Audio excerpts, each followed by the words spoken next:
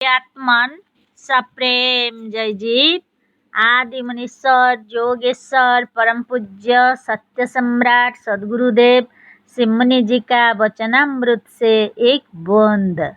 बहुत से लोग कहते हैं कि मृत्यु का ख्याल करने का कारण यह है कि हम लोग अपनी आत्मा को अमर समझते हैं। हम लोग यह जानते हैं कि इस शरीर के साथ हमारा जीवन समाप्त नहीं होता, मरने के बाद भी हम रहते हैं और इससे अच्छे रहते हैं। पर यह बात गलत है।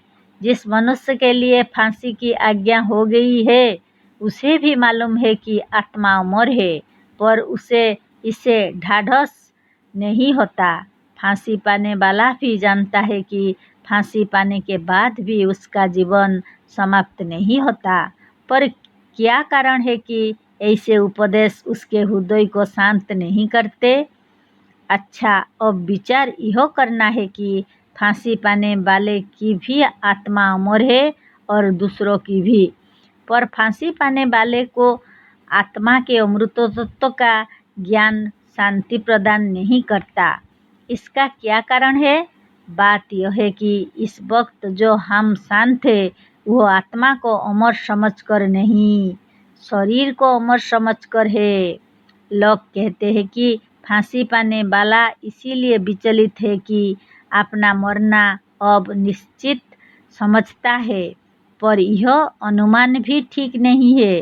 क्या किसी का मरना अनिश्चित है? क्या सबका मरना वैसा ही निश्चित नहीं है जैसा कि फांसी पाने वाले का? अवश्य, अभी तक तो वैसा ही निश्चित है। रात दिन यही शिक्षा और उपदेश सुनाया जाता है कि तुम्हारा मरना वैसा ही निश्चित है जैसा कि सूरज का पूरब में उदय होना।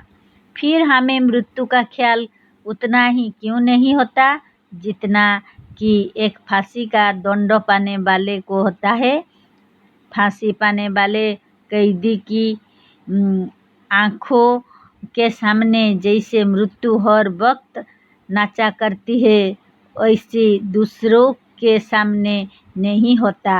यद्यपि सबकी मृत्यु ऐसे ही निश्चित है जैसी कि इस फांसी पाने वाले की है, पर बात क्या है कि औरों को स्मरण दिलाने पर भी मृत्यु का स्मरण नहीं होता। इसका कारण यह है कि फांसी का दंड पाए हुए मनुष्य को अब बचने की कोई आशा नहीं है। वह बिल्कुल निराश हो गया है, पर हमें आशा है। कथा पुराणों में बार बार पढ़ने और साधुओं के हजारों उपदेश पर भी हमें मृत्यु का स्मरण नहीं रहता। मानो हमारे हृदय में आप से आप यह उत्पन्न होता है कि हम अमर है। अब आप पता लगा सकते हैं कि यह अमरता का विचार किसके लिए है, शरीर के लिए या आत्मा के लिए? पक्षपात छोड़कर सोचिए, यह शरीर के लिए है, आत्मा के लिए नहीं। फांसी का दंड पाने वाला अपने शरीर के नाश से ही विह्वल हो रहा है। आत्मा का नाश वह भी नहीं सोचता। शरीर ही की मृत्यु समझकर वह बार बार मृत्यु को स्मरण कर रहा है। उसके भी शरीर की ही मृत्यु निश्चित है, आत्मा की नहीं।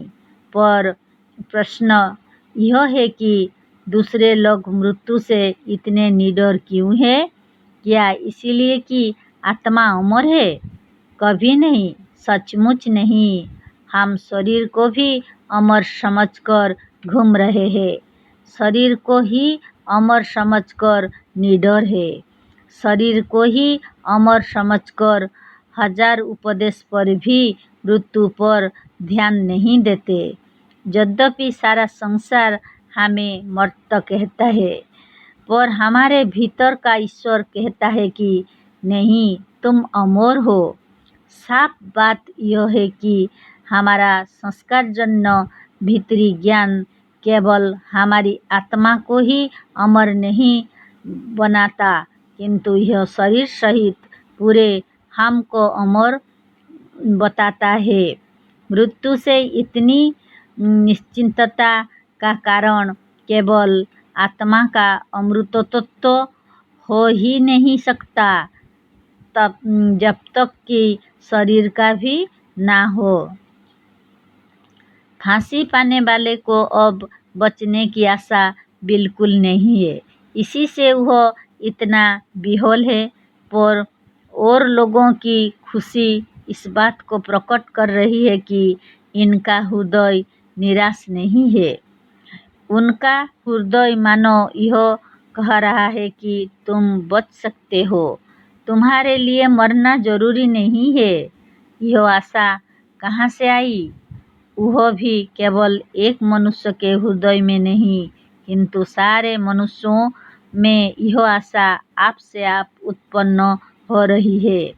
किसी एक मनुष्य में यह बात होती तो यह उतनी विचारणीय न होती, पर यह सब में है। अतः यह साफ मालूम होता है कि यह आशा स्वाभाविक और कुदरती है। यह स्वाभाविक आशा विचारवानों को साफ बतला रही है, चाहे अब तक किसी को मालूम ना हो। पर ऐसा कोई उपाय अवश्य है जिससे मनुष्य मृत्यु को जीतकर अमर हो सकता है। जय जीव।